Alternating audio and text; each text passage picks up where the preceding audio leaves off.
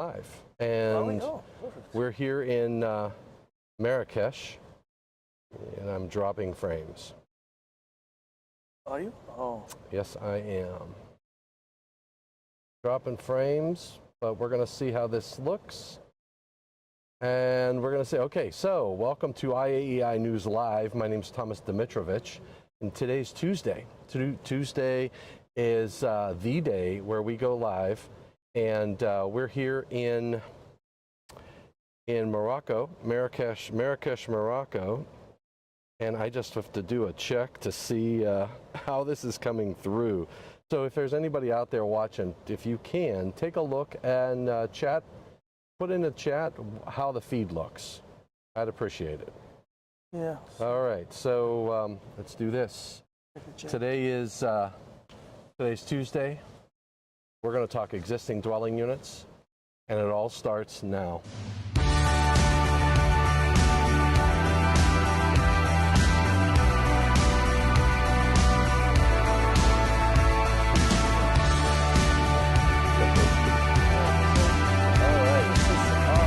He says looks great. Okay, perfect. Okay. Cool. I look beautiful today. Joseph Wages. All right. Isn't he look always beautiful, Joseph? Yeah, you know, Jody, we didn't think. Yeah, Jody is like. He says a little blurry, but mostly okay. Well, okay. So today, what we did, I'm in Marrakesh, Morocco. Geez. Marrakesh is the city, Morocco is the country. That's right. Africa is the continent. Exactly. So here's your geography lesson for the week. Absolutely, and we're here in Africa talking about. It's actually focused on sustainability, but we're bringing electrical safety to the discussion. Yeah. So here's the story. Power Africa is a conference that is sponsored by IEEE. Co-sponsored by two IEEE societies, the Industry Applications Society, which Tom and I belong to, and the Power and Energy Society. And Power Africa historically has been focused on all aspects of power systems, like control, optimization, demand side, I guess energy management, microgrids, I guess you name it, right? But they were missing the safety component. So yes. I serve on the Industry Applications Society board. You may see my fancy badge here. And we wanted to include more, like, I guess it would grow over the years, but hopefully we were planning to have more like eventually an electric safety workshop in Africa. We talked about this, right? Yeah. But we thought it's just too early or too premature to start a big blown event that the local attendees are not used to. So the idea was, let's start maybe a safety track or some safety papers in the existing conference, which is like the big conference in Africa, the Power Africa conference. And this is what brought Thomas and myself here. Right. Initially, and that's what brings IAEI News Live here to the continent of Africa. Totally. So the idea was to maybe have tutorials, papers. There were some, I guess, challenges with the organization this year. You may have heard there was a big earthquake in Morocco 6 weeks ago or under 2 months ago. So things it was like a bumpy ride, but I guess the local team pulled it together and we are here.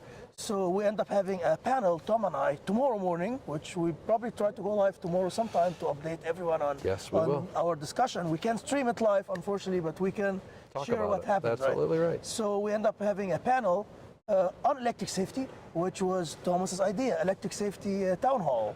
A town hall. Talk about absolutely different aspects of electric safety, shock and flash, risk assessment, severity and likelihood, like all those concepts.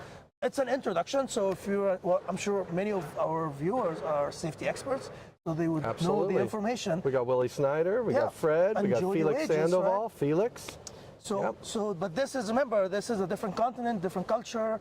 So the concepts that are, I guess, second nature to many of us, not necessarily something that they would know here. So the whole idea was to introduce the concept. Hopefully next year we build on what we do tomorrow and expand more. And hey, if you feel like visiting a different continent, presenting on safety, South Africa next year in Johannesburg. All right. So during our discussion, we were talking with, who was the gentleman we were talking to? I can't remember his name. Andy Knight. Andy Knight. So Andy is the president of IAS. Right. So we were speaking with the president of the IAS.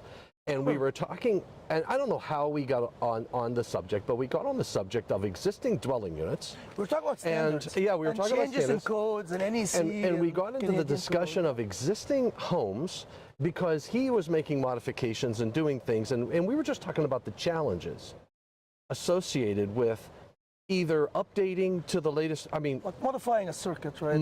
yeah, and then looking at the installation requirements and say, okay, now I am, in some jurisdictions, you could argue that the jurisdiction will tell you differently to say you don't have to bring the existing installation up to code. They'll have rules about that. So you'll have the area, like various areas within the United States will have requirements in the local jurisdictions to tell you what you need to do and what you don't need to do with regard to when you make modifications to your existing dwelling unit. Right, and I think what triggered the discussion, because now it's coming back to me, we were talking about AFCIs, GFCIs, task group 2, which Tom Oh, that's right. Yeah, you were on, right? because you were explaining your task group 2. Right. You were chairing the task group 2, and then and I'm chairing task group 1. So Tom is doing Tom's task group is GFCIs, my task group is AFCIs, among other things. It's not just Right, like I have other right. things, Tom has other things, but it's mainly, I guess, the meat of the task groups. Sure. Task group 1 is GFCIs for Tom.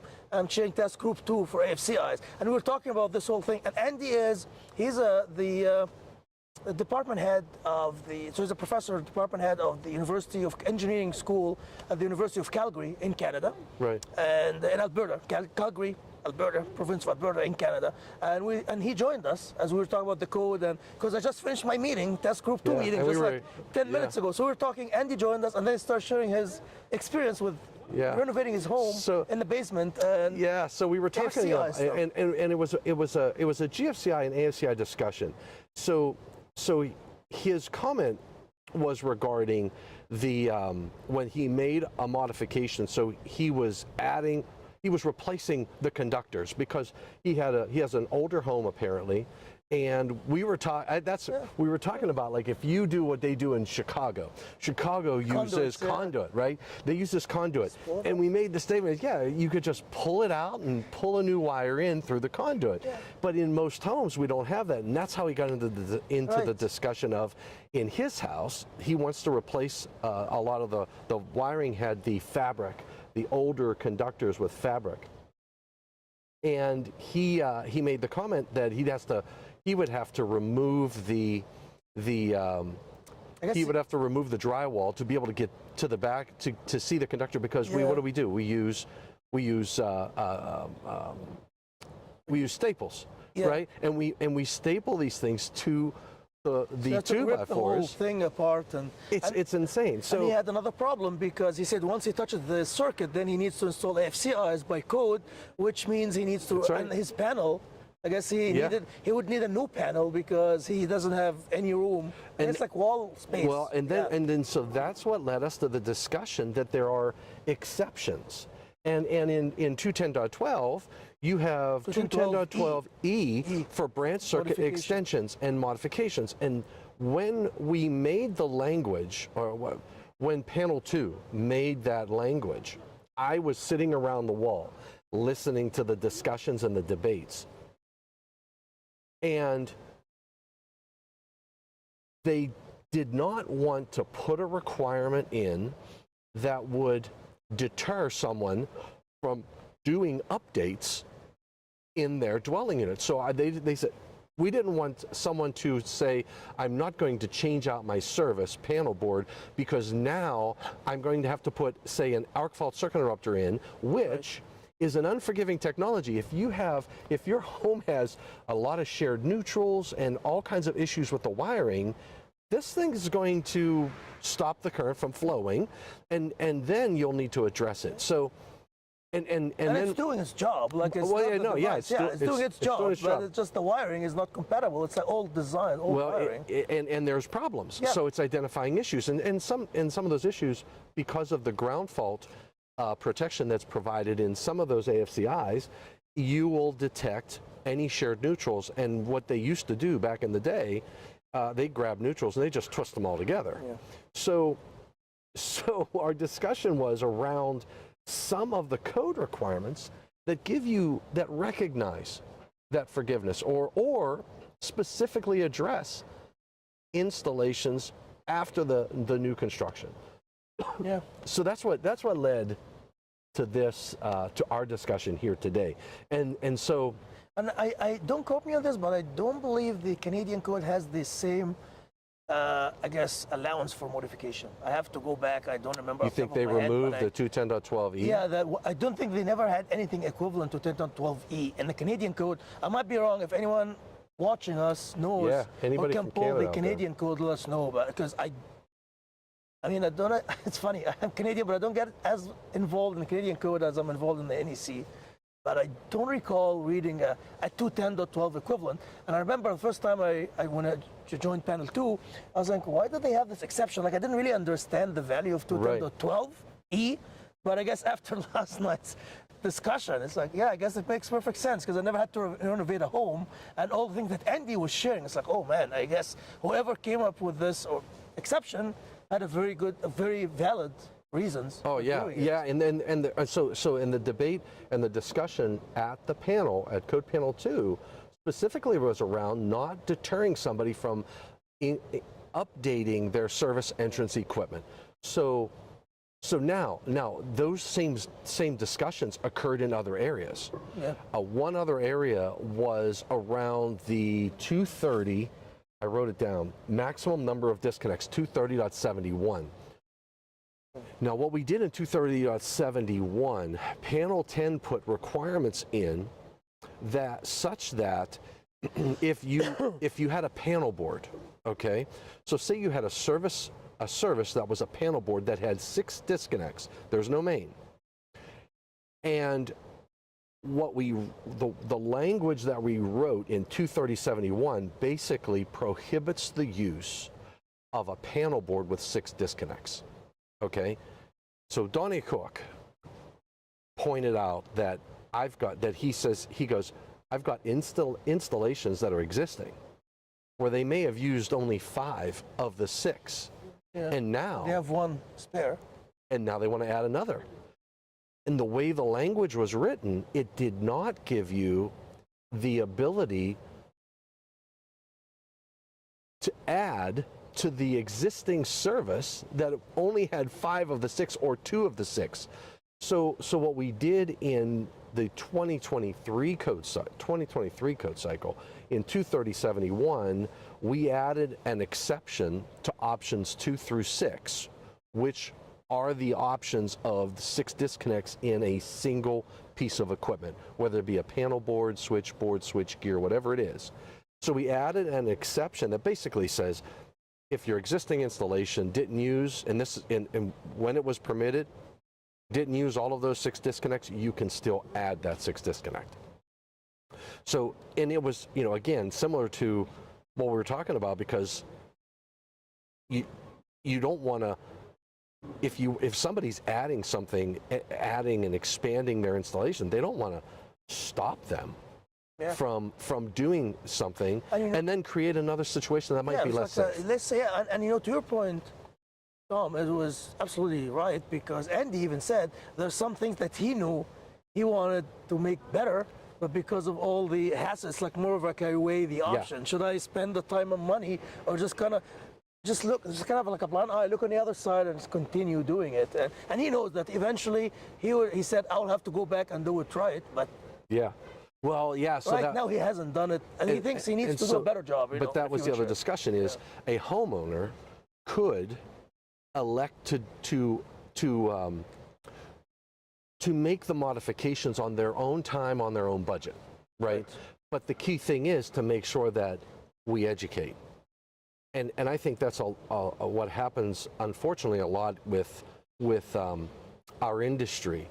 When we go into that house, say to replace a receptacle or add a ceiling fan, it's an existing dwelling unit. There's no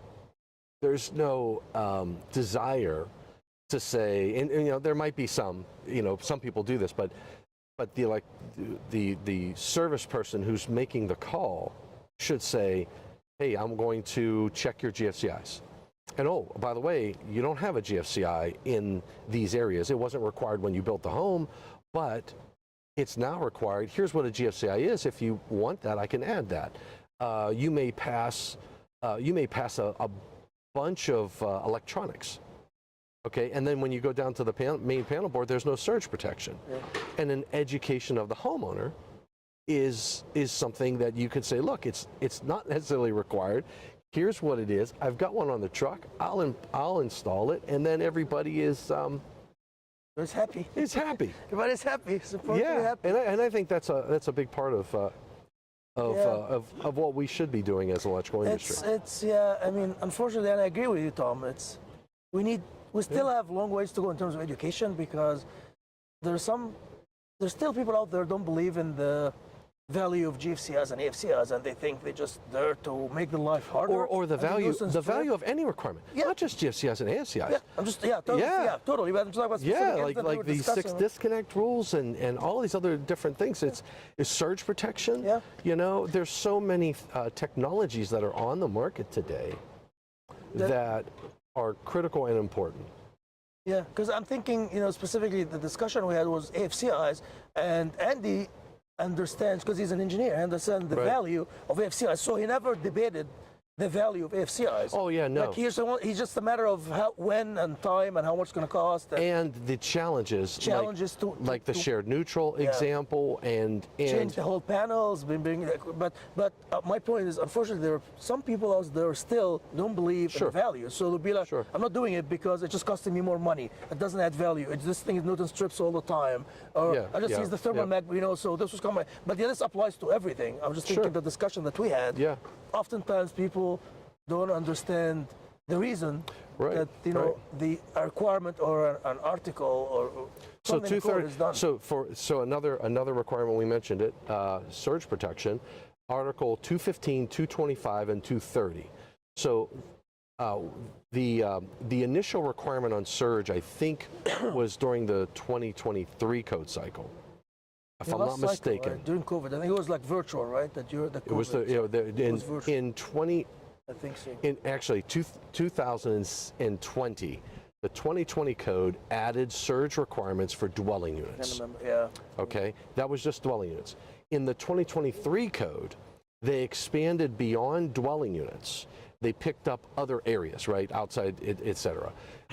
Now, what they did was restructured the requirements, and they placed it in 215, 225, and 230, and they added a first level subdivision D that was titled replacements.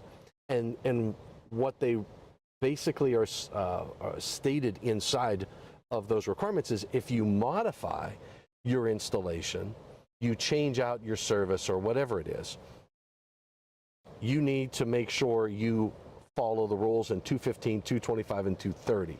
Now, I think the language is a little problematic, because if the local jurisdiction doesn't require you to get an inspection and to follow those rules after the installation, it's kind of hard to do something with those sections. Yeah. So, but in any case, they made some changes in 215, 225, and 230 for surge protection to provide a language that would address the existing installation. So when you bring that up to date, you make the changes, you have to put surge in those applications. So David Engelhardt is out there. He's in a workshop, and with SEAC and the IREC, and he's going to come back and watch it later. Thank you, David. You're the man. Willie Snyder's out there, said, see my public inputs. We were playing with your public inputs, buddy. Jody Wages is out there, Steve Froming in the house, Fred B., all you guys and gals out there. So hopefully we're not dropping too many frames. All right, so we talked surge. We talked about the exception for in the AFCI world. Article 220. Load calculations. Panel 2, we have provisions in there whenever you are trying to determine the load, and you have to do a load calculation for an existing dwelling unit. We give the information on how do you address the load calculation for those existing dwelling units? So 220.83 is a reference. 220.87 is how to determining existing loads. 220.16, and there's others in Article 220, because we have to address, if you want to add, like, you know, what kind of loads will we be adding today? Maybe electric vehicle charger? Yeah. More air conditioning. More air conditioning? I don't know. I think my room needs a little love with regard to the air conditioning. Yeah, I guess it's set. It's set at 24 degrees Celsius, which so there's like there's like 70 something, 70. So probably, I think it's like 90 something. I don't know. I don't know. It says 24 Celsius, which is I guess high 70s, 75, 78 maybe. Yeah. But it's hot. It's warm. It's a warm room, and we. I tried to play with the setting, but it won't let you. Each of us tried to lower that setting down to as low as it would go, but it just won't move. It won't move. In fact, if my window had a screen on it, I would open the window because it's really cool right now. It's beautiful. My hands are cold right now. Yes, the weather's nice. Absolutely it's beautiful. Nice, So okay, so we hit surge now. Another area, Article 408. So the code changed recently in 408.9 talks about replacement panel boards. So, and you know, that's a solution that's been around there, around the marketplace for a while. Multiple people offer replacement panel boards. But what they recognized and did in 408 was said, okay, here are the requirements that you need to think about when you are replacing a panel board. Now remember, a panel board doesn't include the enclosure, right? It's just the interior. So, and the code this cycle made that clear because they made some changes. In the definition, they actually created the defined term enclosed panel board, because you have a panel board that's the interior, and then you have, when you put that panel board inside of, say, a box of some sort, now it becomes an enclosed panel board. And then we have to fix all the areas in the code where we use the term incorrectly, and then, right, so. Now, for an existing, say, a facility like this, you've got panel boards in this facility, and this, I'm not sure, this has got to be an older facility. It's not new, I know that. It's probably been around for a few years. Yeah, I would say not new and not too old. It's not extremely old, it's not extremely new. It's not, it's not like. So at some point, they may want to update either the overcurrent protection or whatever in this facility. Now, to get that done, if you were going to remove the panel board, if you think about it, you have a panel board inside of either a block wall or drywall or whatever it is, you're going to have to cut the drywall around it. You're going to have to remove the wires, right, and they'll hang out. And if it's older insulation, you run the risk of damaging the conductor itself. And then you remove the enclosure, you remove the panel board, and then you put a new box in there and a new panel board.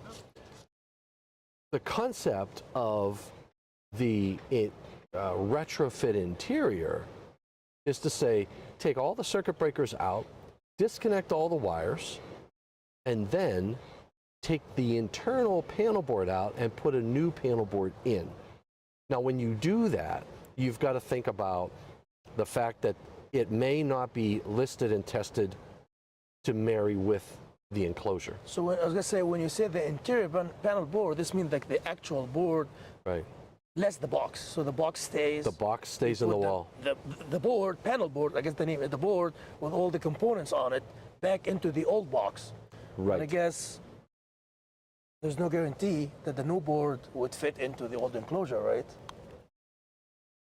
Well, so here's what you, so I don't know. there are rules around that. So what you would do is go to the manufacturer who makes that internal panel board, Oh, it's that like a retrofit interior, retrofitting, okay. and then the manufacturer is going to ask you for the dimensions of the enclosure, because what do we have to worry about? Wire bending space, right? Spacing, Heat, because if the testing was performed with that panel board in an enclosure of a certain size, and we know the heat rise for that enclosure, you don't want to go smaller than that. You can go larger, but you can't go smaller.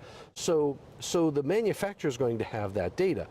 The other parameter, so you got wire bending space.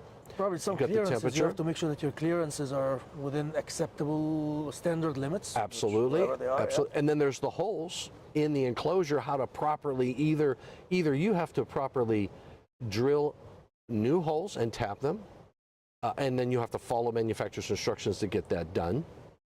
And then you have the short circuit current rating of the panel board itself while it's in that enclosure. So the concern and discussions that you'll hear around this is, A, is it listed, right? And there are listed solutions out there. If it's and what the code did in 406, I think, no, 408. 406 is receptive. 408 for panel boards. What the code did in 408 was basically give you the guidance on how to properly install those retrofit interiors. But those are great solutions, and I think, in my opinion, not touching the existing wiring is a big deal. It's an important aspect that if you don't have to disturb the wiring inside of that panel board, then you're increasing safety, right? In my opinion. And then you put your interior in, and now you haven't done anything except just disconnect wires, pull the interior out, put the new interior in, and you reconnect your wires. You know, it just reminds me of driving an old car. Once you start fixing one thing, it starts falling apart. Yeah. Just keep it going. Don't touch it. Don't touch it. Keep it driving. Once you start, if you fix a little thing, all of a sudden everything starts falling apart. On old cars, the same thing. Old wiring. Don't touch it. Just try to, like you said, do not. Maybe introduce minimal disturbance. Yeah. Changes, Right. because you never know. One little thing could just open Cascade. a can of worm. Yeah, can of worm and cascade. Now you have to replace wire, and then there's just so many things that come into place. And then if you use technology, so if you take GFCIs and put ground fault circuit interrupter protection in there, now the integrity of the wire, or ASCIs, or both, right? Yeah. If you have a circuit breaker that's equipped with both, now you're protecting it to that nth degree, so that any issue that occurs in that conductor along its run, you're going to find it. And you could prevent a lot of electrical fires and shock. I mean, it's not just about the electrical fire, but if you have the GFCI protection at the source of that circuit, anything that could possibly happen, at least you know, if somebody accidentally comes in contact with an energized conductor, it's going to clear. Or if there's some leakage happening for whatever reason going to ground, maybe it's just not in the branch circuit itself. Chances are no one's going to get shocked because the branch circuit in the wall, but at least you will find that there is some leakage. Oh, shouldn't absolutely. be there. Absolutely. Because of the aging, and you never know. This aging, it could end up turning into an arc fault over the years. And then energize. Maybe it energizes the what do you call it? The case of an appliance, or the case of a metal box. And now you have. Just waiting for someone to touch it. That's exactly right. We're just Absolutely. waiting. It's like a ticking bomb, just sitting there. Absolutely. Until someone comes in contact, and you never know what's going to happen. Yeah. Okay, so we have the replacement panel boards in 408. We talked about the surge. We talked about GFCIs and ASCIs. Now GFCIs, there's not too many exceptions. I mean, there are some exceptions, like for rooftops. Or a receptacle that's not readily accessible, and it's feeding equipment, supplying the branch circuit is supplying equipment for supposed to be on GFCIs. for heat shrink and stuff like that, and the exception for the lighting that's up above. Yeah, and exit signs they can have on GFCIs. Yeah, but if you were doing a bathroom in your home or something of that nature, Or now, okay, so modifications. For Article 406.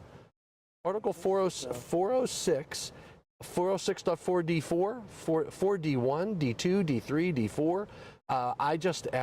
I put a public input in 2023 to add groundfall protection of equipment to 406.4D, I think it's like 8 or 9, okay, on the list. If you replace receptacles on a circuit that is required to be protected by groundfall protection of equipment, then you have to provide groundfall protection of equipment.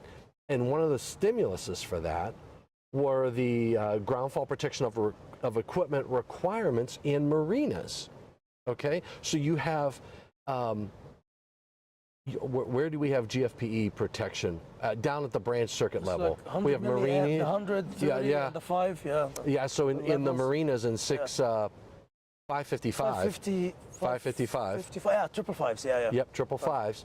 You have GFCI protection for all of your receptacles, your 15 to 20s ever for general use, general purpose, right? Yeah. Then if you had shore power, which means you're supplying power to the boat, then that has to be 30 milliamps.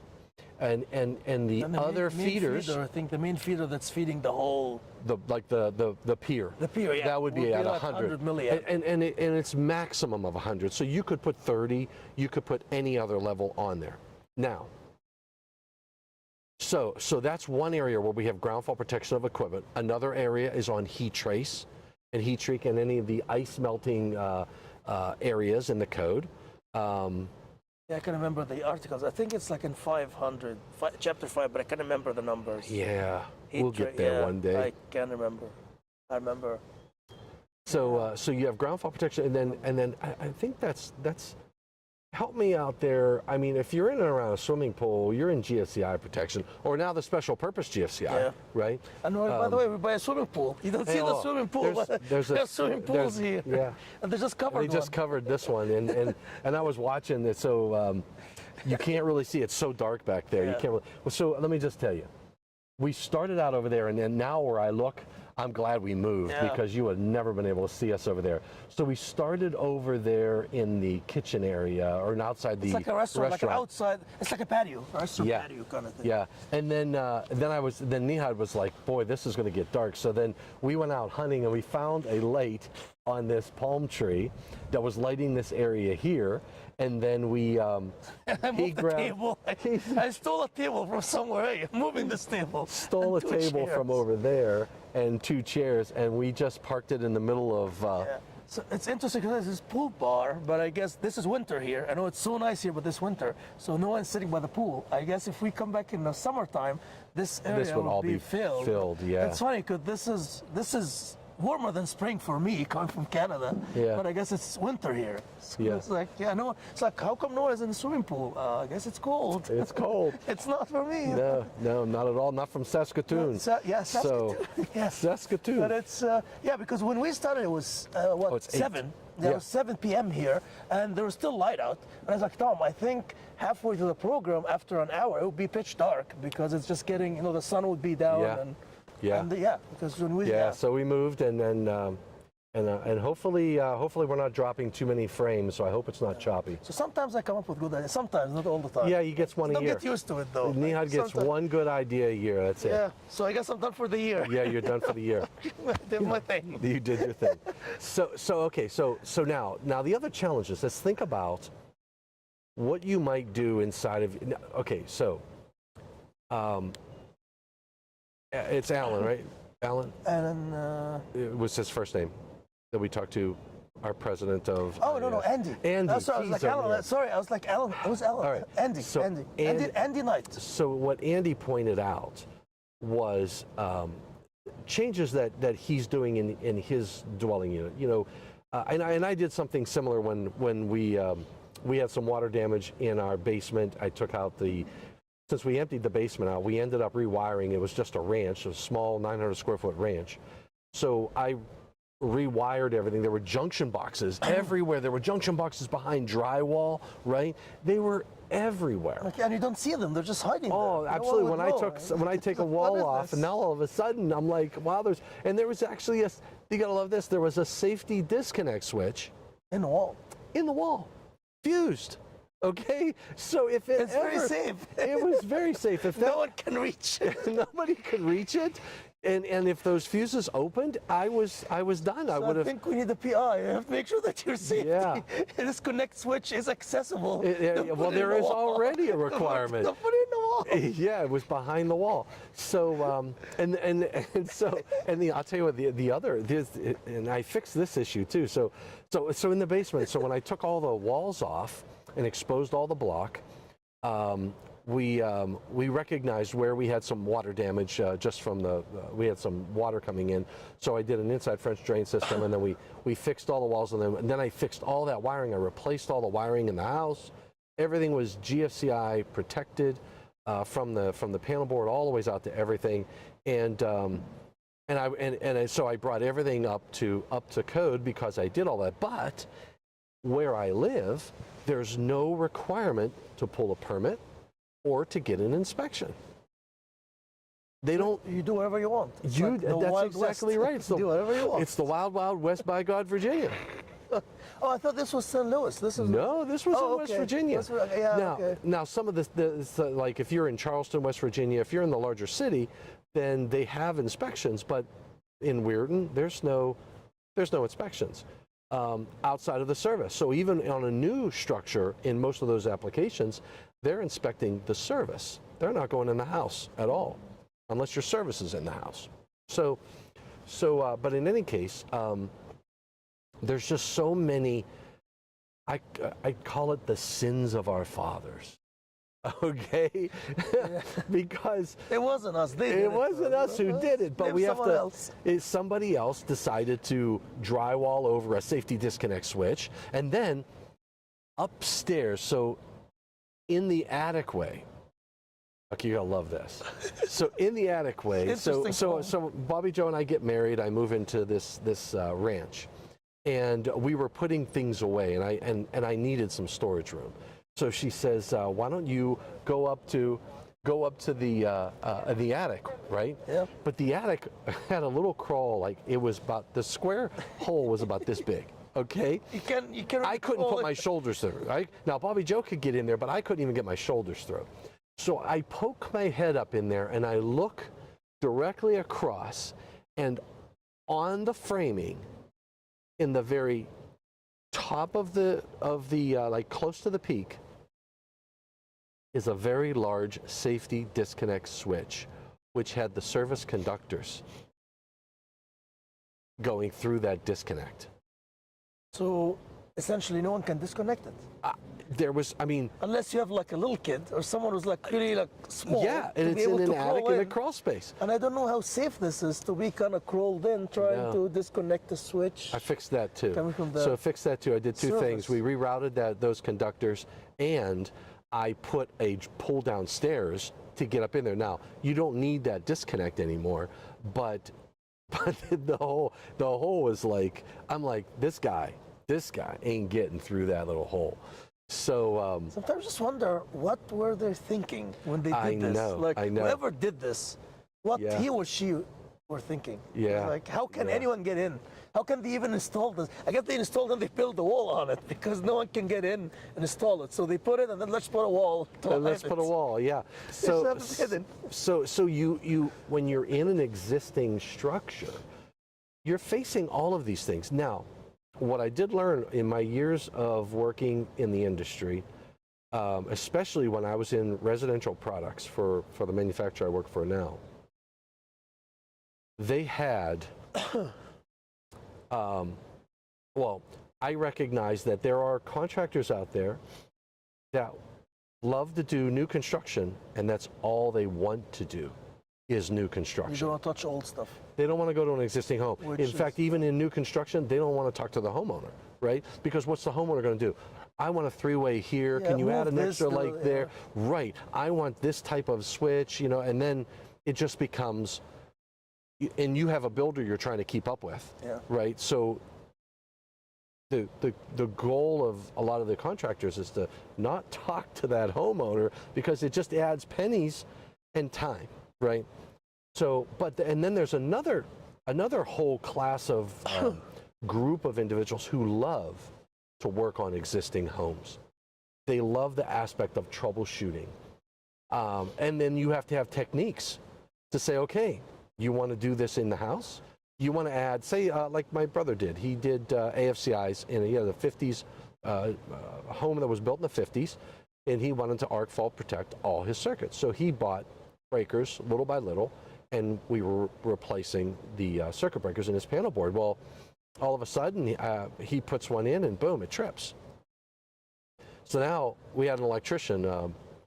What was Bruce Terhorse. Bruce came to the house, and the one circuit that was tripping was going down to the basement.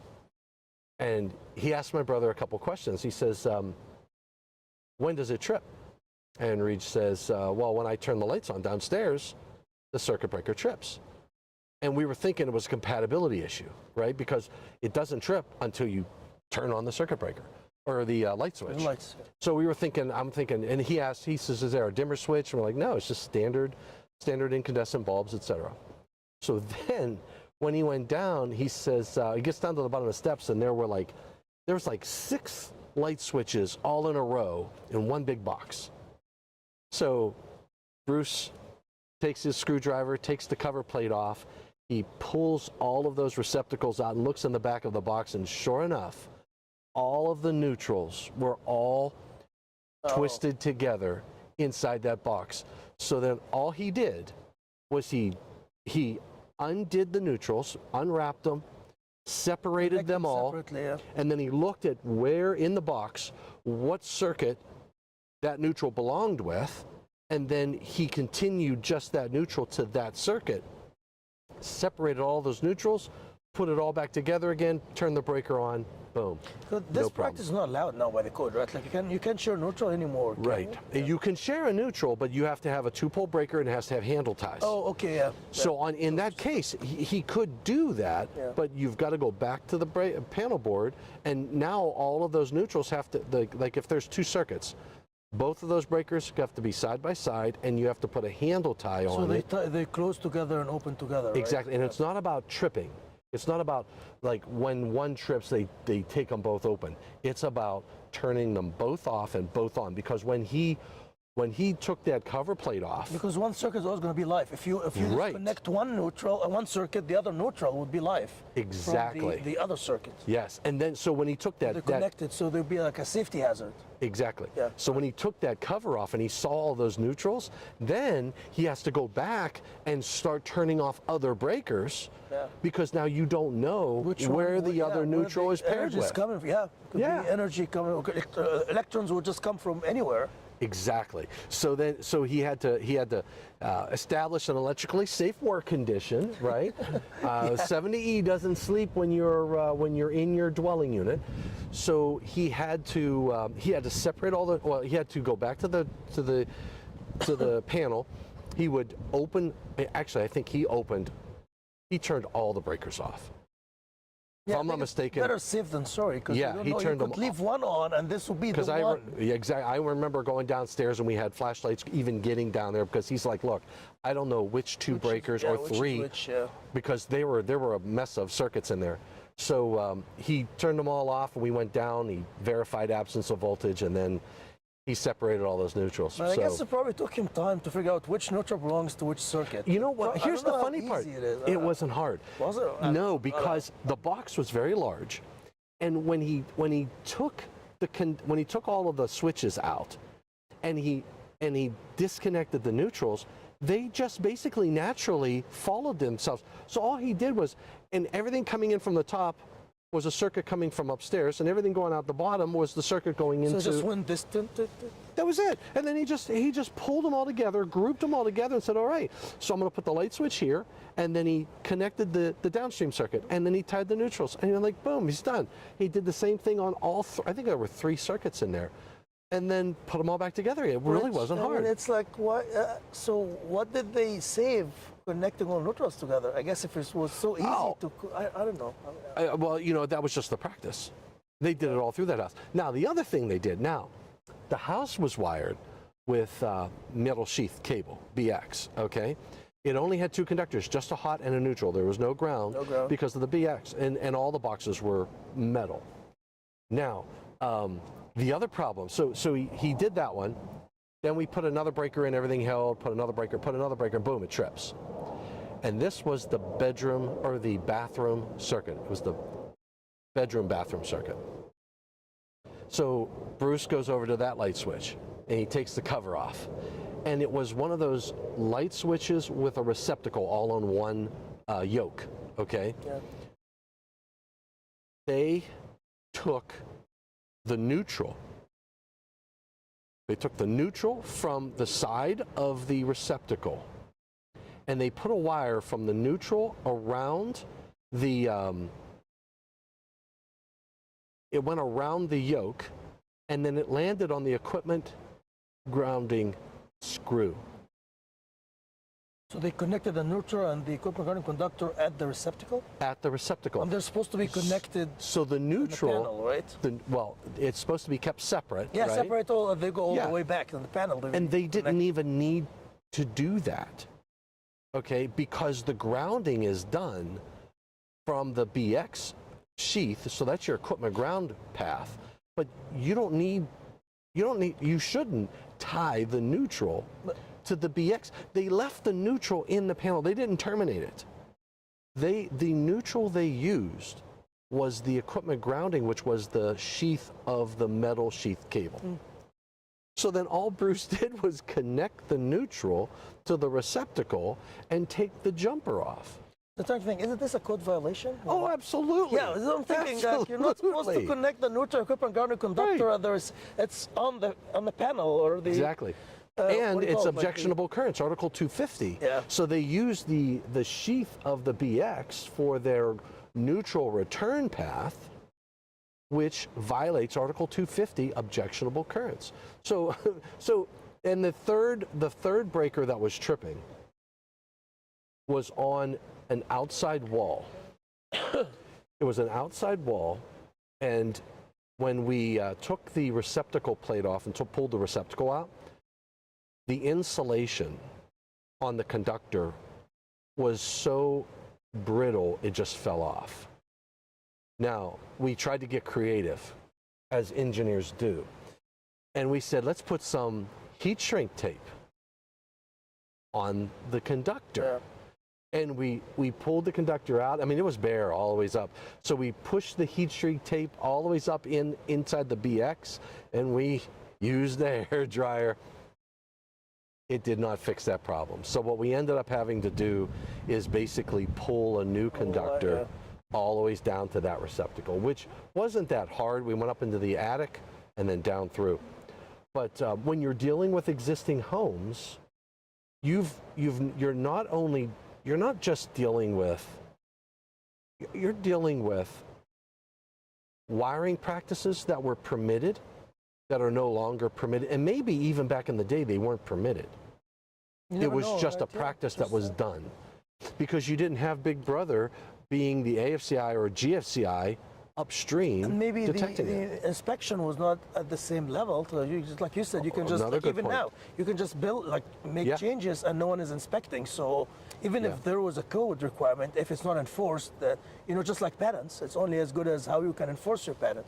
Exactly. You can have as many patents as you want. If you can enforce them, they're don't really. They weren't worth nothing. That's exactly right. Yeah. So now the code has a lot of provisions in there for what to do with existing installations, whether it gives you an exception or a permission for a requirement, or in the case of 406.4D, it deals with the replacement. So if you have, I think 4D1 handles, I'm going by memory, 4D1, I believe, addresses if you had a two-prong receptacle and you replace it with a receptacle that has the ground, but you don't have a ground.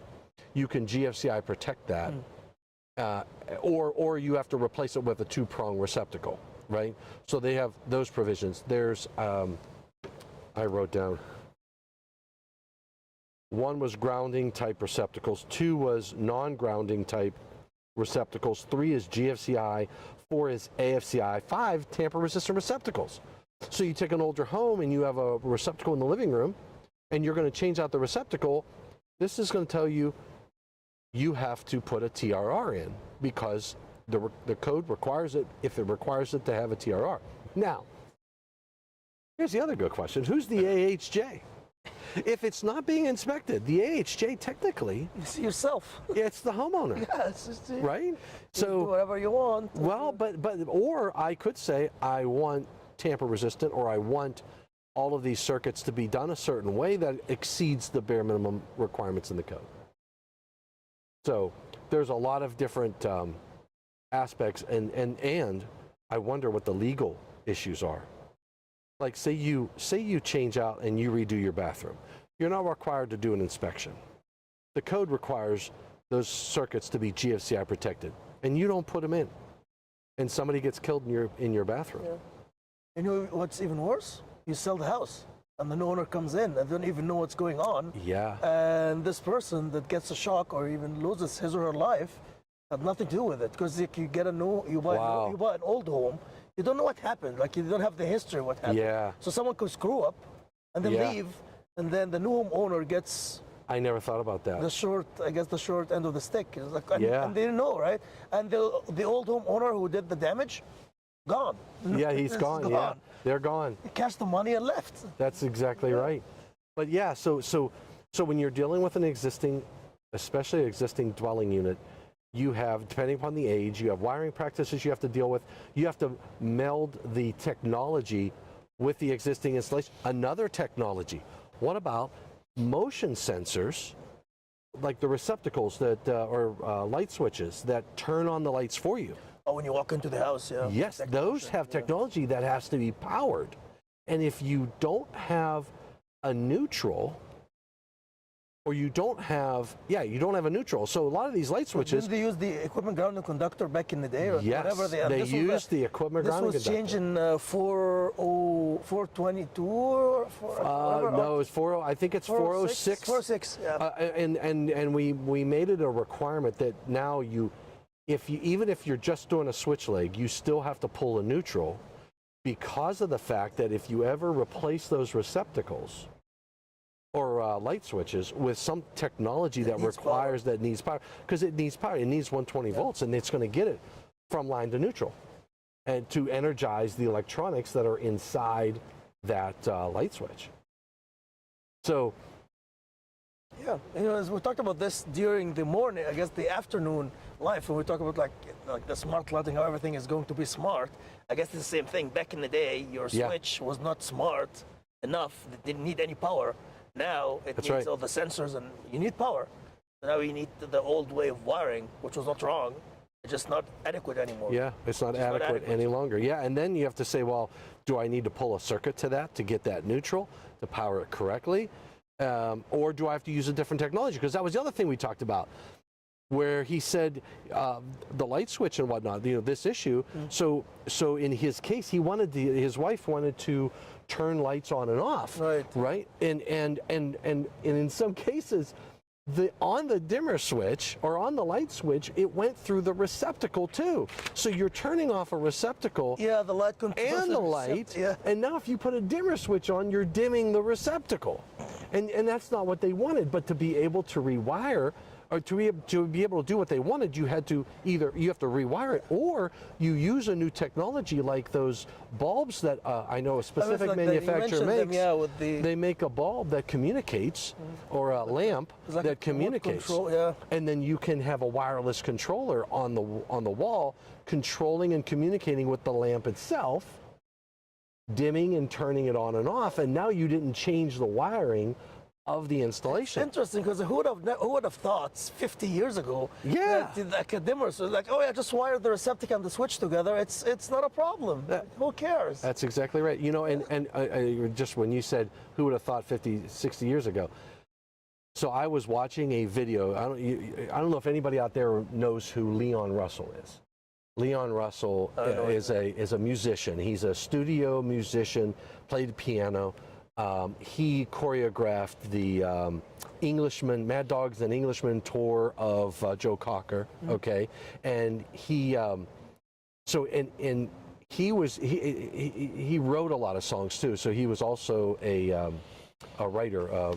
So I was watching. I'm driving down the road, and I like to listen to music, right? So on a YouTube channel, he did a whole video of all these different songs in his studio. I think he was out of, was it Arkansas?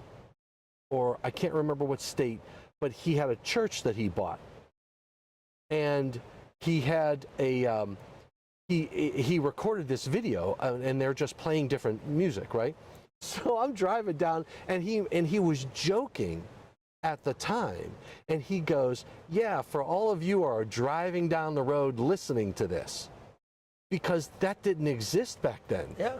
But I'm driving down the road listening to it. It was hilarious how his words then it was funny. It was a joke. But today, it was actually came true. I mean, it's like when you watch any of the sci-fi movies from back in the day, they were weird, but I guess now it's like, yeah, this is the life that we're living. Look at this cell phone it's like way powerful than the computer that they used to send the first person to the moon. Who would have thunk that? Who would have thunk that? I have my phone as my camera and it's wireless, and I have my computer that's not plugged in and it's wireless, and it's connected to the internet. I'm in Morocco, right? I'm in Marrakesh, Morocco, and we're live streaming, and Fred B. and David Engelhart and Willie Snyder are all out there watching this. Just like I think I was telling you, so I came down when I was flying. I have this benefit with the airline I fly, and I can have Wi-Fi. So I was streaming YouTube videos and sending emails on the plane from Toronto to Lisbon. I flew through Portugal first, and it's like, man, a couple of years ago, who would have thought that you can have internet access on a plane? It's just like, this was like unheard of. Now it's, oh yeah, I'm just on a plane, and not just sending messages. I was streaming YouTube videos, live videos, sending emails. Yeah, I'm just like I'm home, but I'm in the air. That's incredible. Technology has come a long way, and the challenge for us, I think, in the electrical industry is how do we marry technology along this topic for an existing homes? How can I leverage technology to do things safer, and in some cases, maybe not touching the infrastructure at all, right? And doing wireless technologies? Wireless controlling of lighting and things of that nature can offer a solution where I'm not having to modify a wiring infrastructure, and I'm still able to achieve what the homeowner or any owner, whether it be a residential dwelling unit or a commercial building, you have so many different technologies that are available. And then how does the technology maybe conflict with maybe existing wiring methods on all that good stuff? So Willie Snyder says, we have a room in a commercial building with 4 permanently installed microwaves. Is that a commercial kitchen? Willie, okay, listen, here's what I would say. You have to look at the definition of a kitchen. And the definition of a kitchen, I'm going to go by memory, Willie, it has to have permanent provisions for food prep and cooking or sink, etc. And I think the food prep, the permanent provisions of cooking is a staple there. I mean, you have to have the permanent provisions for cooking, if I'm not mistaken. Now the question is, Willie, is a microwave that is hardwired, fixed in place, permanent provisions for cooking? I did a program, I think I did an IAEI News Live program from my kitchen. I remember that one. Watch that one, because I talk a little bit about this. And I remember asking one of my mentors in the industry about the kitchen and whether or not a microwave, presence of a microwave that's fixed in place, hardwired, right? Not a cord and plug sitting on the countertop. And his answer was, because I put the added annotation of fixed in place. And his comment was, a stove, an electric stove, could be plugged into a receptacle in a wall. It's not fixed in place. can move that stove. Now, it's large enough that you probably wouldn't, But right? theoretically, you can. Theoretically, if you want. can. It's not fixed in place. Now, you could argue it's stationary, right? So it's not something that's on wheels, you're moving around, but it is cord and plug connected. So his comment was, to me, I don't care if it's cord and plug connected or not. If it was fixed, or if it was something like in my house, I have a microwave that is cord and plug connected. The receptacle is in a cabinet, but the microwave is mounted to the wall. It's not moving anywhere. Yeah. In that gentleman's opinion, that's no different. He goes, "What's a microwave? It's an electric oven." I mean, think about it. It's using something different to heat food, okay, or whatever you put in it. So whether it's you just look at a convection stove, look at an electric stove, a gas stove. I guess, yeah, you're not cooking literally, but you're eating food. Yeah, well, you can cook. I mean, like, you can cook a roast in there, absolutely. Somewhere. Yeah, and so that was what he said. He goes, like stove, but yeah, I guess you can some meals, not everything, but some people cook in their microwaves. They'll cook. I'm not a fan of rotisserie. microwave cooking, but yeah, I guess you're right. Yeah, I'm not a fan of it either, but it's possible. So Willie, I would say, if you have a room in a commercial building with 4 permanently installed microwaves, you have to look at what else is in there. And I'd have to, and if I can call it up. You know, if there's one thing I learned, the trickiest parts in the code are the definitions. Before I start my journey with codes and standards, I never thought definitions would be that big of a deal until it's like, oh man. And oftentimes, believe it or not, we spend so much time arguing during code making panel meetings. What is a kitchen? What's a bathroom? And it's like, well, you know why though? So here's the thing. The moment you have a requirement that only applies in one area. Yeah, someone can say, no, there's not a kitchen. Oh, this isn't a kitchen. Yeah, there's no GCI. Yeah, I know, I understand the value now. But it's just, you would think that we spend more time on the technical stuff. Technical stuff are easy. It's just the definitions and the English. Okay, here it is, Willie. An area with a sink. So the sink is the other. The sink. And permanent provisions for food prep and cooking. So cooking is a staple and also a sink.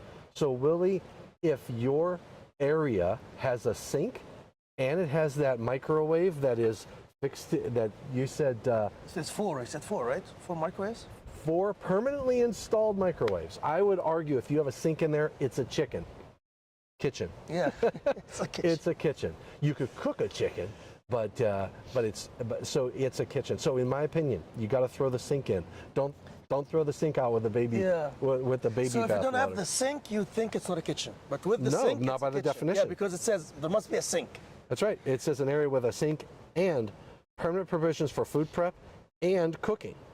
So if you don't have a sink and you have food prep and cooking, then they're missing one component. It's not of a kitchen. Definition. Now we plugged that hole in 210.8 B and A by requiring GFCI protection for those areas that don't qualify as a kitchen because they're missing one of those, because we said or cooking. So if you have a sink and permanent provisions for food prep, now you have GFCI requirements in 210.8. So check out 210.8 A and B. And I remember the driver behind this was there are places, special commercial places, that they do everything that you would do in a kitchen, but it's not a kitchen. So, but the hazard is the same. That's right. It's like some of the fast food places, or like I don't want to call names. Where's my bag? Oh, did you leave it on the other? I don't know. It's not here. Maybe you left it over there. I think I did leave it over there. Yeah, because we started over there. Probably there.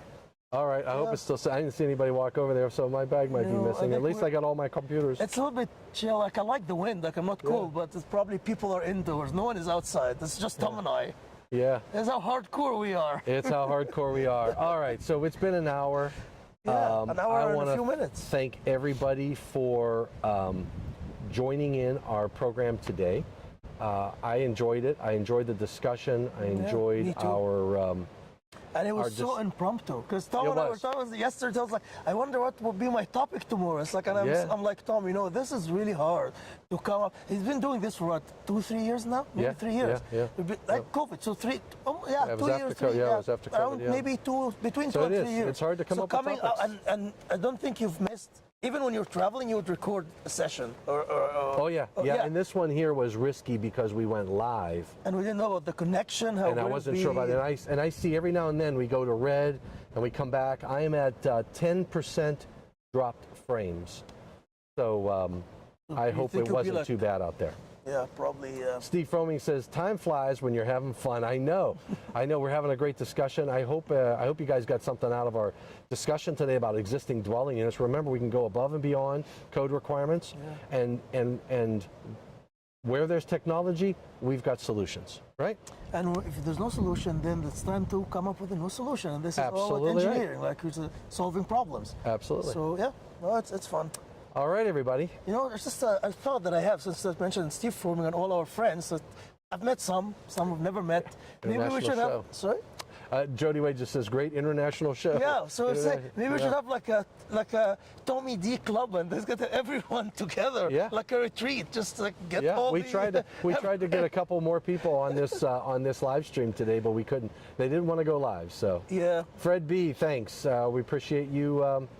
Voice stayed even when the video froze. All right, so we did get some video freezing, so apologize for that. We'll do better next time. So this is what I think, probably because the bandwidth is not great, and I noticed that it drops for a few seconds, and when it drops, it's enough. Yeah, I guess it's quick, but it's enough time to lose the video. It was good over there. And I think it's because of this building is in our way to the hotspot. In the afternoon, we were just sitting right next to the... yeah, but I mean, I was really good over there, and I think the reason is because the hotspot is right on the other side of this structure. Yeah, and in the afternoon when we went live, we were sitting right next to it, inside the building, sort of probably, but there were people still, conference people in the building, so we couldn't get the same spot that we used in the afternoon. Probably afterwards better. But. Can't wait to go see if my bag is still over there. All right. Take care, everybody. Stay safe. Yeah, stay healthy. And please, stay healthy. Until next week, talk to you later. No, yeah, okay. Your channel tomorrow, right? Nope. I'll see you guys next week on Tuesday. IAEI News Live, 12 o'clock Eastern. I should be able to go live, so I should be back in the States on Tuesday. All right. Right. Yeah, I was thinking about the other live. We were thinking about probably on your channel, right? Yeah. Okay. All right. All right, everybody. That was good. Take care, stay safe, and please stay healthy. All right. Have a good day, everyone.